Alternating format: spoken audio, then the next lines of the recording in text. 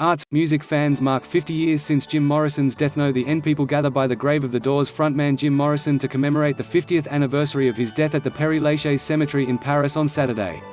Photo, AFP people gather by the grave of the Doors frontman Jim Morrison to commemorate the 50th anniversary of his death at the Pere Lachaise cemetery in Paris on Saturday.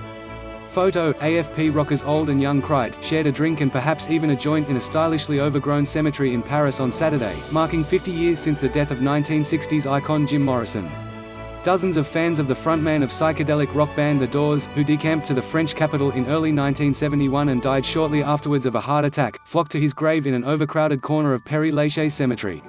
It's important because the music lives on. It's like the music is alive today, like Light My Fire was recorded last week, says Michelle Campbell, a fan from England, recalling the band's greatest hit. Proving her point, 19-year-old music student Marius de la Brosse, with tousled long dark hair and baggy linen shirt, whips out a guitar and strums a few blues chords. I like his vision of life, the French teenager says of Morrison. He was a guy who never had a home, who traveled with dollars in his pocket and just wandered around. Some read poetry, others leave messages close to the grave. One has a lipstick kiss imprint with "One More Time" written on it, a reference to the 1968 song, 5 to 1, where Morrison urged youth rebellion.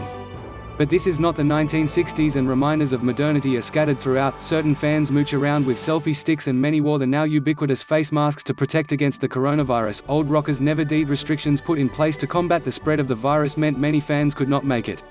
English fans could not come. We are sorry because we've known them for about 20 years, says Catherine Dalancon, the organizer of the commemoration. Previous events have been uproarious celebrations, and 10 years ago surviving members of the Doors showed up. But this time, coronavirus ensured a more somber affair. I usually meet a lot of people who are not here today, says Parisian Christelle, sitting against a tree, explaining that she visits the grave every major anniversary of Morrison's death and birth. Two small groups of police officers are in attendance to make sure nothing gets out of hand. But they are not needed, the biggest disturbances coming with Doors music blaring from mobile phones or beer caps falling on nearby gravestones.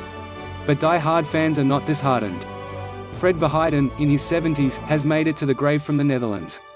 He and his friend both wear t-shirts emblazoned with the slogan, "Old Rockers Never Die," but he pointed to another iconic slogan on the shirt, "Light My Fire."